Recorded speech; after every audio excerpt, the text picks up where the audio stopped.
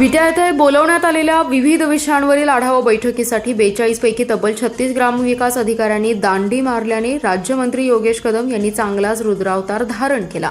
मला काही कामे नाहीत म्हणून मी या ठिकाणी आलो आहे का, असा सवाल करत मंत्री कदम यांनी या प्रकाराची गंभीर दखल घेणार असल्याचं स्पष्ट केलं। तर आमदार सुहास बाबर यांनी देखील गैरहजर राहिलेल्या कर्मचाऱ्यांना कारणे दाखवा नोटीस जारी करा असं सुनावत नाराजी व्यक्त केली आहे। दरम्यान मंत्री कदम यांनी खानापूर तालुक्यातील प्रशासकीय कामाबाबत समाधान व्यक्त करतानाच आटपाडी तालुक्यातील कामकाजाबाबत नापसंती व्यक्त केली।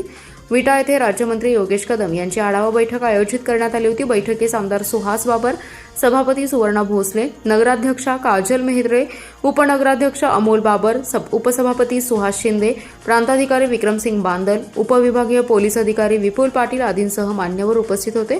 आटपाडी तालुक्यातील 42 पैकी 35 ग्रामविकास अधिकारी बैठकीस अनुपस्थित होते। अशीच काही परिस्थिती अन्य विभागाच्या देखील कर्मचाऱ्यांची होती। ही बाब आमदार सुहास बाबर यांच्या निदर्शनास येताच त्यांनी तीव्र नाराजी व्यक्त केली आहे आणि तीव्र नापसंती दर्शवत अनुपस्थित राहिलेल्या कर्मचाऱ्यांना कारणे दाखवा नोटीस द्या असं सांगितले।